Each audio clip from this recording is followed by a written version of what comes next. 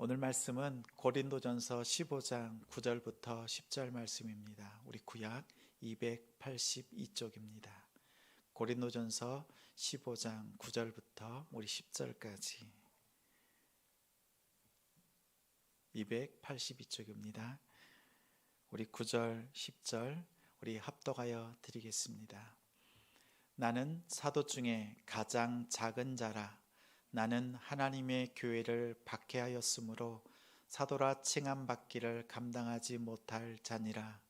그러나 내가 나된 것은 하나님의 은혜로 된 것이니 내게 주신 그의 은혜가 헛되지 아니하여 내가 모든 사도보다 더 많이 수고하였으나 내가 한 것이 아니요 오직 나와 함께 하신 하나님의 은혜라. 아멘. 말씀의 제목은 폭력배가 달라졌어요. 폭력배가 달라졌어요 라는 제목으로 말씀 전하겠습니다. 오늘 하나님께 예배하는 우리 믿음의 성도들을, 우리 한 사람 한 사람을 주님의 이름으로 사랑하고 축복합니다. 한 주간 동안 믿음으로 기도하고 믿음으로 예배하고 말씀 가운데 서 있는 우리 지체들을 주님의 이름으로 다시 한번 축복합니다. 3분의 기적이라고 하는 짤막한 글이 있습니다. 매일같이 전해오는 글인데 완전히 달라진 예인선, 완전히 달라진 예인선이라는 짤막한 글을 소개합니다.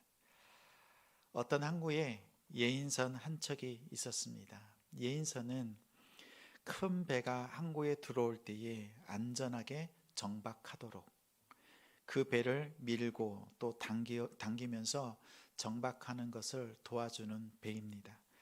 그런데 한 예인선의 선장은 난폭하기 이를 데 없습니다. 난폭하게 운전해서 그 배에 대해서 악명이 높은 선장입니다. 이 배가 다른 배를 이끌 때에는 그 정박할 배를 함부로 들이받아서 배 안에 있는 선원들이 넘어지거나 그리고 배 안에 있는 물건들이 떨어져서 깨어지는 일들이 다반사였습니다. 그래서 동료 선원들, 다른 배에 있던 사람들은 이 예인선을 별명을 붙여주었는데 폭력배입니다. 폭력배. 다른 선장들은 이 예인선을 피하려고 합니다. 도움을 구해야 되는데 이 예인선만큼은 도움을 구하고 싶지 않은 그런 상황입니다. 이 배만큼은 어떻게든지 피하고 싶은 것이 다른 배의 선장들의 마음입니다. 그러던 어느 날 배 한 척이 이 예인선의 도움이 필요한데 배가 없습니다. 남아있는 이 폭력배 하나 말고는 다른 대안이 없습니다. 그래서 마음에 단단히 각오하고 도움을 요청합니다. 이 폭력배의 예인을 요청했는데 그날따라 이상하게도 아주 부드럽게 다가와서 평소 같으면 세게 다가와서 쿵 부딪혀서 선원들이 넘어지고 또 올려두었던 여러 가지 그릇들이 깨어지고 컵이 깨어지는데 오늘은 이상하게 부드럽게 다가와서 배를 접선하는데 도와줍니다. 정말 예의 바르게 운전을 합니다. 이 예인선의 안내를 받은 선장이 놀라서 이 폭력배를 향해서 이렇게 묻습니다. 아니, 이 폭력배에 무슨 일이 있었습니까? 배가 달라졌습니다. 이렇게 외치니까 그 예인선에 폭력배에 타고 있었던 그 선원 중에 한 사람이 이렇게 말합니다. 네, 저희 선장님이 바뀌었습니다. 이전에 폭력배가 아닙니다. 이렇게 말합니다. 배의 선장이 바뀌니까 배가 바뀌고 또 배가 바뀌니 주변 사람들이 너무 행복해집니다. 배의 선장이 바뀌어도 이렇게 큰 변화가 있습니다. 내 인생의 주인이 바뀌면 어떤 일이 일어날까요? 여러분 인생의 배의 주인은 누구입니까? 다시 한번 여쭙습니다. 여러분의 인생의 배의 주인은 누구입니까? 우리 인생의 배에 어떤 선장이 타고 있느냐에 따라서 우리의 인생은 달라집니다. 예수님을 삶의 주인으로 모시면 환경과 상황이 달라진 것이 없어도, 환경과 상황이 달라진 것이 없어도 나의 생각이 달라지고 나의 인생의 목표가 달라지고 삶의 가치관, 관점, 태도가 달라집니다. 오늘 말씀은 폭력배였던 사도 바울의 고백입니다. 이제 사도 바울은 폭력배가 아니라 은혜의 배가 되었습니다. 10절에 그러나 내가 나 된 것은 하나님의 은혜로 된 것이니 내게 주신 그의 은혜가 헛되지 아니하여 내가 모든 사도보다 더 많이 수고하였으나 내가 한 것이 아니요 오직 나와 함께 하신 하나님의 은혜라. 이토록 바울이 변한 이유는 무엇일까요? 나의 나 된 것은 다 하나님의 은혜다라고 고백합니다. 하나님의 은혜다. 바울에게 하나님의 은혜는 무엇일까요? 내가 한 것은 없고 오직 하나님께서 하셨습니다라는 고백입니다. 하나님의 은혜, 그 은혜에 대해서 존 바클레이라는 학자가 쓴 글이 있습니다. 굵은 책인데 바울과 선물이라는 책에서 선물과 같은 하나님의 은혜에 대해서 아주 잘 설명했습니다.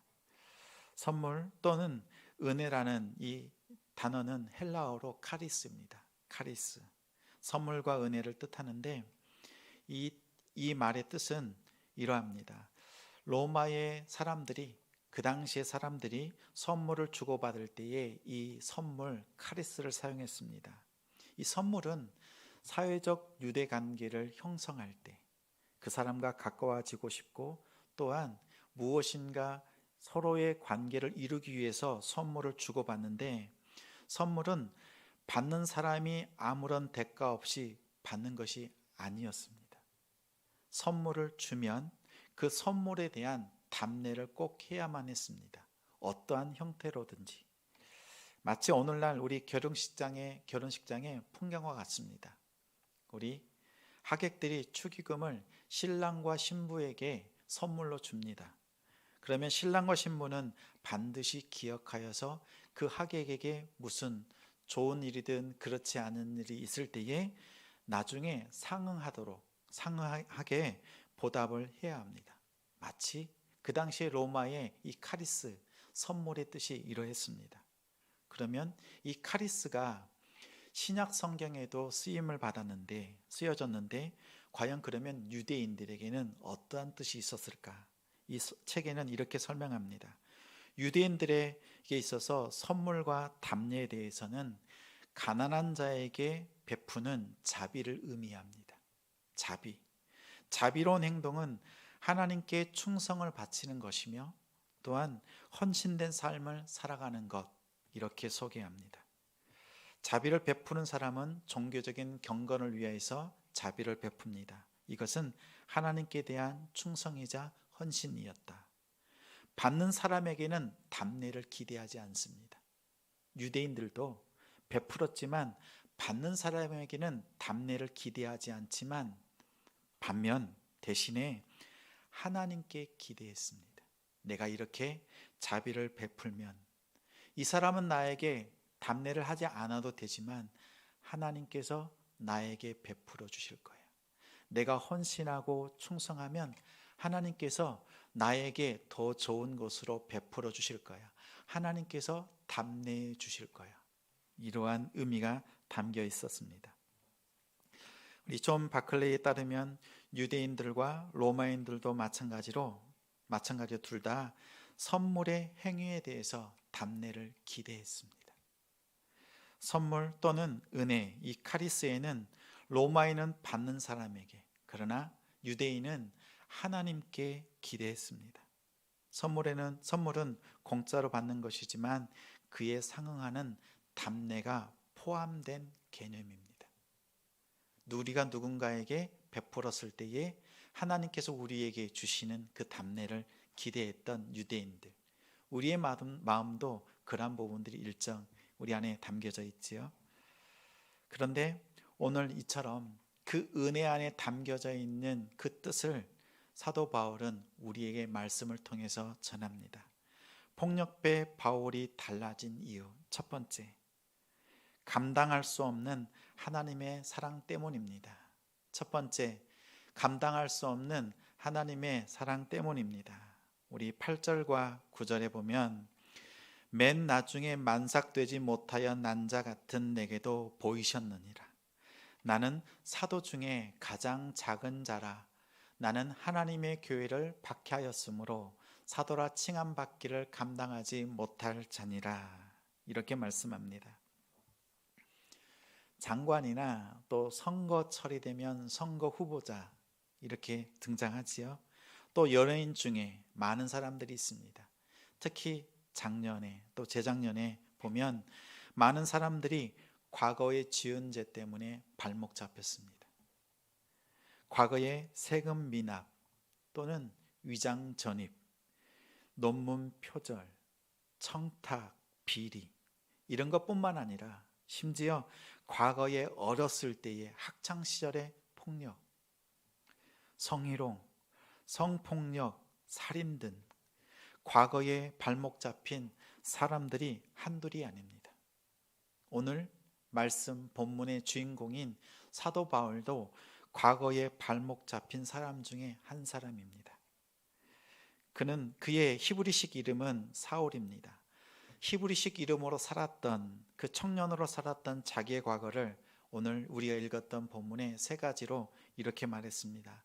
만삭되지 못한 자, 자신에 대해서, 그리고 사도 중에 가장 작은 자, 그리고 교회를 핍박했던 자. 히브리식 이름 사울로 살았던 자신의 모습에 대해서 이렇게 세 가지로 말하는데 만삭되지 못했다. 정말 하나님 앞에 과거를 돌아보니까 미성숙한 자였다라고 고백합니다. 그리고 사도 중에 가장 작은 자, 사도라는 것은 예수님께서 직접 부르셔서 제자 삼으시고 3년 동안 동거동락하면서 말씀을 배운 자입니다. 그런데 사도 바울은 예수님이 부르신 일이 없습니다. 그리고 함께 3년 동안 예수님을 통해서 말씀을 배우지 않았습니다. 그럼에도 불구하고 바울은 자신은 예수님께서 불렀다. 그래서 사도가 되었다고 말씀합니다. 그 근거가 우리 사도행전 9장 4절부터 5절에 이렇게 말씀합니다. 사도 바울이 다메섹 도상으로 예수 믿는 자들을 핍박하러 갈 때에 땅에 엎드려져 들으며 소리가 이르되 사울아 사울아 내가 어찌하여 나를 박해하느냐 하시거늘 대답하되 주여 누구시니까 이르시되 나는 내가 박해하는 예수라. 사울은 다메섹 도상에서 부활하신 예수 그리스도를 만납니다. 예수님께서 불러주셨습니다. 직접 예수님께서 부르셨습니다. 그래서 바울은 확신합니다. 예수 그리스도가 나를 부르셨다. 그리고 부르신 그 예수님께서 이방인의 사도로 나를 세우셨다고 기도 가운데 응답해 주셨고 내 주변의 수많은 동력자들을 통해서 그 계획을 하나님께서 나를 세우신 그 의미를 그 뜻을 알려주셨다. 그래서 바울은 확신에 차서 말합니다. 예수의 종 나 바울은 그리고 예수의 사도된 나 바울은 모든 서신서들 앞에 맨 서두에 자신의 사도됨을 또 자신의 그 위치를 정체를 밝힙니다. 오늘 우리가 읽었던 고린도 전서의 1장 1절에도 이렇게 말합니다. 하나님의 뜻을 따라 그리스도 예수의 사도로 부름심을 받은 바울. 의미심장합니다. 하나님의 뜻을 따라 그리스도 예수의 사도로 부르심을 받은 바울. 그렇습니다. 사도 중에 가장 마지막 13번째 부름받은 그 바울. 그리고 세 번째는 우리 교회를 핍박한 자였습니다. 하나님을 돕는 자가 아니라 하나님과 원수된 자였습니다.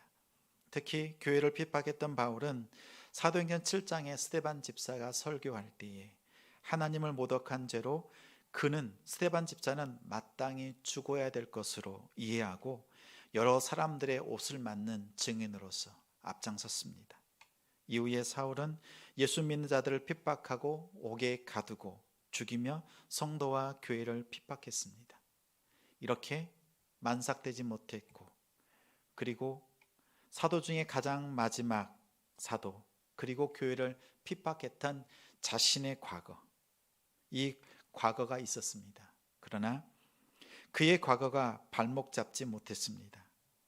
그의 과거가 부활하신 예수님을 만나는 데는 장애가 되지 않았습니다. 오히려 그런 바울의 과거 때문에 부활하신 예수님께서 사도 바울을 만나 주셨습니다. 바울을 찾아오셨습니다. 오히려 나의 과거 때문에, 나의 죄 때문에 이곳에 예수님이 오셨습니다. 이 시간에 예수님이 함께 하십니다. 기억하십시오. 나의 과거, 나의 죄 때문에 예수님이 오셨습니다. 사탄은 여러분의 과거의 죄로 또 여러분을 더 이상 발목 잡지 못합니다. 사탄은 여러분의 과거의 죄로 또 여러분의 더 이상 여러분의 발목을 잡지 못합니다. 예수님께서 그 족쇄를 풀어주셨습니다. 우리의 연약함은 그 누구에게도 자랑이 될 수 없지만 은혜의 시작이 되었습니다. 바울의 변화는 하나님의 전적인 사랑, 우리로서는 감당할 수 없는 하나님의 크신 사랑 때문입니다. 폭력배 사도 바울이 달라진 이유 두 번째입니다. 두 번째는 하나님의 은혜에 합당하게 살았기 때문입니다. 10절에 그러나 내가 나 된 것은 하나님의 은혜로 된 것이니 내게 주신 그의 은혜가 헛되지 아니하여 내가 모든 사도보다 더 많이 수고하였으나, 이렇게 말합니다. 모든 사도보다 더 많이 수고하였다. 이 뜻은 이러합니다. 부모가 자녀에게 선물을 줍니다. 어렸을 때에 우리 자녀들에게 많은 선물을 주었습니다. 로봇을, 그리고 만화책, 그리고 인형을 이렇게 선물을 줍니다. 기억나는 선물이 있습니다. 지금도 장성하였지만 장성한 자녀의 방 안에, 아들 방에 들어가 보면 높은 곳에 로봇 하나가 딱 서 있어요. 아주 어렸을 때 준 장난감입니다. 어렸을 때에 100원, 200원, 500원, 1000원은 아주 큰 돈이죠. 그런데 몇만 원이 되는 그 선물을, 아이가 살 수 없는 그 선물을 부모가 선물을 줍니다. 그리고 나면 부모는 하는 일이 한 가지가 있어요. 한 가지. 로봇을 선물했습니다. 장난감 인형을 선물했습니다. 그러면 그 로봇을, 그 인형을 어떻게 다루는지를 부모는 지켜봅니다. 자, 선물하고 난 다음에 그냥 관심을 끊는 것이 아니라 선물을 받은 자녀가 그 선물을 어떻게 다루는지를 살핍니다. 선물을 했는데 그 다음날 봤더니 로봇가 저 박 옆에 팽개쳐져 있습니다. 한 번도 거들떠보지 않습니다. 다시는 로봇을 만지지 않습니다. 그러면 부모의 마음이 어떻습니까? 또 인형을 선물했는데 그 인형 한 번 만지작거리더니 구석에 우두커니 놓여 있습니다. 그러니까 부모의 마음이 어떻습니까? 반대로 선물한 그 로봇을, 그 인형을 매 시간마다 가지고 놀면서 와서 얘기합니다. 아빠, 엄마 감사해요. 고맙습니다. 좋은 로봇 선물해 주셔서 감사합니다. 시간마다 와서 얘기를 합니다. 그러면 부모의 마음이 어떻습니까? 오늘 은혜라는 것이 이 뜻이 담겨 있습니다. 답례라는 것은 다른 것이 아닙니다. 선물을 받았는데 받은 그 선물을 가지고 잘 쓰는 것, 잘 활용하는 것입니다. 하나님이 우리에게 주시는 선물은 다른 것이 아니라 예수 그리스도입니다. 그분의 생애, 그분의 죽으심, 그분의 부활입니다. 우리는 이것을 선물로 받았습니다. 하나님은 우리를 지켜보십니다. 하나님은 우리가 이 선물을 어떻게 다루는지를 지켜보십니다. 이 선물을 받은 사람은 죄의 종노릇을 벗어나고 새로운 삶을 살아야 하며 하나님께 대한 순종, 곧 삶의 열매가 반드시 있어야 합니다. 그래서 요한복음 14장에 이렇게 말씀합니다. 포도나무 가지가 줄기에 붙어 있으면 열매가 저절로 맺는다. 죄의 종노릇에서 벗어나야 합니다. 새로운 삶을 살아야 합니다. 하나님께 대한 순종, 삶의 열매가 분명 있어야 합니다. 우리 믿는 사람들은 육체를 십자가에 못 박아야 합니다. 세상의 경쟁의식을 거부합니다. 성령의 가치관에 따라서 세상 것을 끊어야 합니다. 세상 것을 끊으십시오. 내 마음의 욕심을 끊으십시오. 보지 말아야 될 것 끊으십시오. 마음의 쓴뿌리 끊으십시오. 그 누구에게도 말할 수 없는 깊은 뿌리 깊은 그 죄를 끊으십시오. 우리 주변에는 예수님을 믿는다고 하면서도 예수님이 기뻐하시는 삶으로 변화되지 않은 사람들이 있습니다. 여전히 폭력배로 살아가는 사람들입니다. 이런 사람들이 참 많습니다. 교회에서는 목사님인데 밖에서는 용서가 없는 사람이고, 교회에서는 장로님인데 직장에서는 매너가 없는 사람이고, 교회에서는 권사님인데 가정에서는 혹독한 시집살이를 시키는 시어머니도 있고, 교회에서는 여러 지체를 섬기면서도 시댁이나 처가 식구들은 나 몰라라 하는 집사님이 있습니다. 은혜에 합당한 삶을 사십시오. 은혜에 합당한 삶을 사십시오. 세 번째, 폭력배였던 바울이 달라진 이유 세 번째입니다. 하나님의 열심 때문입니다. 하나님의 열심. 3절에 내가 받은 것을 먼저 너희에게 전하였노니 이는 성경대로 그리스도께서 우리 죄를 위하여 죽으시고 장사 지낸 바 되셨다가 성경대로 사흘 만에 다시 살아나사, 이렇게 말씀합니다. 성경대로 그리스도께서 우리 죄를 위하여 죽으시고 성경대로 사흘 만에 다시 살아나사, 이렇게 말씀했습니다. 성경대로란 하나님께서 계획하신 대로, 예수 그리스도께서 십자가에 죽으시고 부활하신 사건은 하나님께서 계획하신 대로 이루어진 일입니다. 문제는 하나님의 계획, 하나님의 그림이 잘 보이지 않습니다. 우리의 눈으로는 하나님의 큰 계획과 하나님의 그 그림이 전체가 보이질 않습니다. 마치 퍼즐과 같습니다. 퍼즐. 500피스 또 1000피스, 1000피스가 넘는 그러한 퍼즐을 맞출 때에 잘 맞추는 비결이 있습니다. 첫 번째는 퍼즐의 조각을 살펴보면 면이 직선으로 된 곳이 있죠.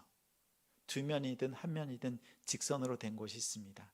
그것을 먼저 고릅니다. 그러면 그 큰 그림의 가장자리, 테두리를 차지하죠. 직선면을 담당하는 것입니다. 그리고 두 번째는 색상이 비슷한 것끼리 모읍니다. 모아놓고 보면 이제 테두리를 따라서, 그 색상을 따라서 하나씩 맞춰보면서 그 큰 그림을 이룹니다. 만약 우리가 전체 그림을 보고 이 퍼즐을 맞춰간다면 도움이 될 테인데, 우리의 인생이란 전체 그림이 보이질 않습니다. 오직 하나님만 나의 전체의 그림을 보시고 하나하나 퍼즐을 우리에게 주십니다. 우리는 그 퍼즐을 들고 하나님께서 나에게 어떠한 그림을 가지고 계신지 퍼즐을 맞춰 놓고 보면서 나를 향한 하나님의 놀라운 계획을 깨닫습니다. 창세기 50장에 놀라운 고백이 있습니다. 꿈쟁이 요셉의 고백입니다. 50장 20절에 당신들은 나를 해하려 하였으나 하나님은 그것을 선으로 바꾸사 오늘과 같이 많은 백성의 생명을 구원하게 하시려 하셨나니. 이렇게 고백합니다. 아버지 야곱이 죽자 요셉을 죽이려고 했던, 요셉이 어렸을 때에 죽이려고 했던 형들의 마음이 안절부절입니다. 아버지가 죽고 난 다음 이제 이 요셉이 과거의 자신들의 잘못 때문에 이 요셉이 자신들을 해코지할까 봐 이렇게 얘기합니다. 아버지를 봐서라도, 아버지가 맨 마지막에 당부했던 그 유언을 봐서라도 자비를 베풀어 달라고 간청합니다. 요셉은 이때 고백했던 것이 조금 전 읽어드렸던 20절 말씀입니다. 요셉은 분명히 기억합니다.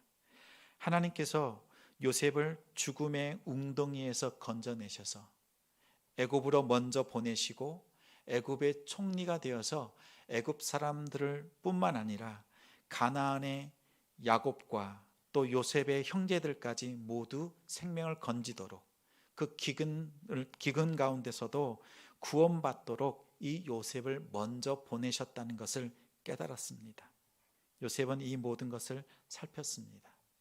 왜 하나님께서 나에게 어렸을 때 그 꿈을 주셨는가?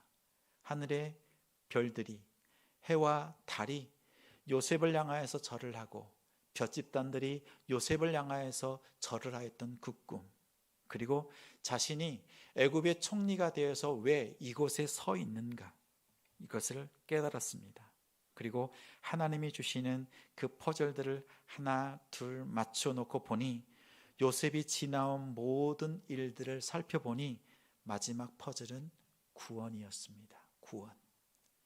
하나님께서 거저 애굽으로 보내신 것이 아니라, 애굽에 팔린 것이 아니라 하나님께서 구원하시기 위해서 요셉을 먼저 보내셨음을, 하나님께서 요셉 자신을 애굽으로 인도하셨고, 팔린 것이 아니라 인도하셨고, 애굽에서 훈련시키셨고, 보디발의 집에서 종으로 훈련시키셨고, 그 보디발 집에 있는 모든 것들을 관리할 수 있도록, 그리고 총리가 되었을 때에, 바로의 꿈을 해몽하여 총리가 되었을 때에 한 나라를 잘 다스릴 수 있도록 이렇게 인도해 주셨습니다. 그 결과 하나님의 백성을 구원하기 위한 하나님의 은혜, 하나님의 구원의 계획을 깨달았습니다. 그런데 창세기의 말씀을 살펴보면 유독 드러나는 부분이 있습니다. 이렇게 성경은 말합니다. 요셉과 하나님이 함께 하셨다. 요셉이 가는 곳에, 요셉이 하는 일들마다 하나님께서 함께 해주셨습니다. 이처럼 오늘 요셉과 함께 해주셨다라고 이 고백처럼 바울은 이렇게 고백합니다. 이 모든 일을 살폈습니다. 요셉처럼 자신의 과거를 살폈습니다. 스데반의 죽음에 앞장섰고, 또 교회를 핍박했던 자신을 만나주신 예수님, 그리고 많은 동력자들을 통해서 너는 하나님께 세우신 이방인의 사도다라는 이런 고백, 그리고 본인이 직접 성전에서 기도할 때에 예수님께서 직접 바울에게 응답해 주시고 말씀해 주셨던 이 모든 일들을 종합해서 살펴보니 바울 한 사람을 구원하신 하나님은 바울 한 사람을 통해서 이방인을 구원하는 하나님의 놀라운 계획, 그 구원이라고 하는 퍼즐을 하나님께서 이 바울에게 주셨음을 깨달았습니다. 하나님은 우리를 구원하십니다. 하나님은 구원받은 여러분을 통해서 또 다른 구원이라고 하는 퍼즐을 우리에게 맡겨주십니다. 나를 구원하신 하나님께서 또한 믿지 않는 자들, 앞으로 예수를 만나야 될 영혼들을 향하여서 그 마지막 퍼즐이 되어주길 원하십니다. 이러한 하나님의 바람과 하나님의 기대에 대해서 바울은 고린도후서 1장 2절에 이렇게 말씀합니다. 내가 하나님의 열심으로 너희를 위하여 열심을 내노니. 바울이 열심을 내어서 복음을 전하는 것은 다른 데 있지 않습니다. 하나님께서 열심을 내니까 바울도 열심을 낸다고 말씀합니다. 고린도 교회와 성도를 향한 하나님의 열심 때문에 바울 자신도 열심을 낼 수밖에 없다. 오늘 본문의 10절 말씀은 우리가 이렇게 한번 읽겠습니다. 은혜라는 단어를 열심으로 바꿔서 읽으면 본문의 의미가 더 쉽게 다가옵니다. 우리 고린도 5장 10절 말씀 우리 함께 은혜를 열심으로 바꿔서 읽습니다. 시작. 그러나 내가 나된 것은 하나님의 열심으로 된 것이니 내게 주신 그의 열심이 헛되지 아니하여 내가 모든 사도보다 더 많이 수고하였으나 내가 한 것이 아니요 오직 나와 함께 하신 하나님의 열심이로다. 그렇습니다. 은혜라는 것이 다른 데 있지 않습니다. 하나님께서 우리를 향하여서 달려오시는데 전심으로 달려오십니다. 하나님의 열심입니다. 하나님의 열심. 우리가 하나님께 열심을 낸 것이 아니라 하나님이 우리를 향하여서 열심을 내셔서 이 모든 일을 이루었다. 그리고 사도 바울이 복음을 땅끝까지 힘있게 전했던 여러 가지 어려움 가운데서도 복음을 전하는 사도로서 하나님 앞에 쓰임 받을 수밖에 없었던 것은 전적으로 하나님의 은혜, 하나님의 열심이었음을 고백했습니다. 그렇습니다. 폭력배 사도 바울, 그 바울이 달라졌습니다.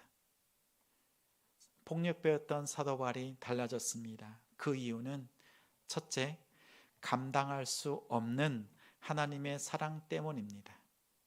둘째, 하나님의 은혜에 합당하게 살았기 때문입니다.